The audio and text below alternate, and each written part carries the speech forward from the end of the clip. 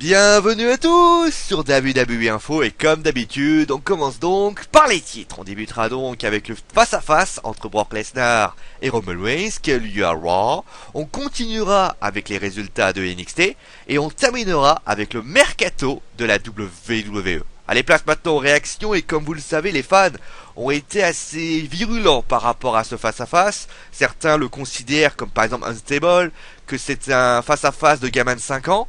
Mais vous savez aussi qu'il y a des gloires à la WWE, plutôt d'anciennes gloires à la fédération qui s'expriment également, comme d'ailleurs Vince Russo et Jim Ross. Et il faut savoir que Vince Russo, n'y va pas de main morte. Vince Russo considère ce segment comme une véritable honte. Il dit ceci: 3 heures d'émission pour finir sur un tir à la corde entre les deux main eventers de WrestleMania. Non merci, la WWE devrait avoir honte de terminer sa Road to WrestleMania sur une note aussi insipide. Vince a vraiment perdu la raison. Désolé boss, mais ce serait à moi désormais d'organiser la conclusion de Mania. Moi je programmerai Vince McMahon quittant vraiment son poste, même si l'attitude era fait partie du passé. Vous auriez imaginé, Stone Cold Steve Austin dans un tir à la corde aussi stupide. Un peu de tempérament quoi, du côté de Jim Ross.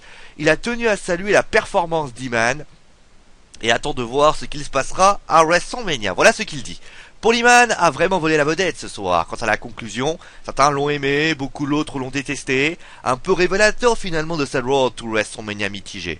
Mais au moins, il n'y a eu aucune altercation physique entre les deux hommes. Cette construction de WrestleMania aurait-elle pu être meilleure? Absolument, mais rien ne garantit un échec total pour le show en lui-même. Je vous laisse juger bien sûr des propos des deux hommes. Allez, place maintenant au résultat de NXT. Et ils se sont mis au niveau de WrestleMania et on a commencé avec un match féminin pour le titre féminin justement, entre Alexa Bliss et Sasha Banks, et victoire est donc toujours championne de Sasha Banks avec un crossface. Et on termine avec le titre de NXT avec Finn Balor et Kevin Owens, et c'est Kevin Owens qui a remporté son match grâce à un pop-up powerbomb, concluant le show. En parlant justement de NXT, un rookie participera à la bataille royale d'André le Géant après avoir remporté un tournoi dans le WrestleMania Access. Dans ce tournoi, on pourra voir Adrian Neville, Tyler Breeze, Finn Balor et Hideo Itami.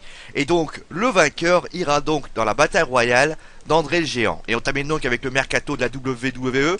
Sur le PW Insider, la WWE a de recruter le leader du groupe du Decade à la ROH de Jimmy Jacob. Maintenant, le but de sa venue ne serait pas de lutter, mais la WWE aurait pour l'idée de le mettre dans la team créative de NXT justement. Si cela était vrai, Jimmy Jacob n'arriverait qu'après WrestleMania 31 puisqu'il a une dernière date à la ROH qui est la veille. D'ailleurs, en plus de Jacob, la WWE aurait fait signer Jasmine Arabi qui aurait participé à un try-out à la WWE l'été dernier, mais également une lutteuse australienne du nom de Casey Cassidy. La lutteuse devrait d'ailleurs débuter l'été prochain, sans doute à NXT. La WWE a également fait signer un bodybuilder du nom de Chris Atkins. Espérons pour eux qu'ils réussiront l'essai et feront une grande carrière à la WWE. Et on termine bien sûr avec Samoa Joe.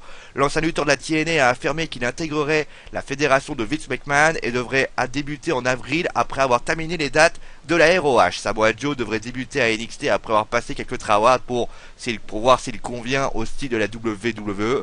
Maintenant, tout ceci serait quasi inutile et ne serait simplement des formalités, à moins que cela soit Vince McMahon et Kevin Dunn, pas fans du Samoan, qui utiliserait ce prétexte pour ne pas le faire signer à la WWE. D'ailleurs, allez, demain, on retourne donc à WrestleMania, on parlera donc de WrestleMania 31 et plus précisément de Roman Reigns et de Brock Lesnar. Je vous rappelle qu'à 18h30, il y aura le dernier Raw débriefing avant WrestleMania. Moi, tout ce que je peux vous dire, c'est que mon animaux, parce que je l'ai dit. Allez, ciao tout le monde!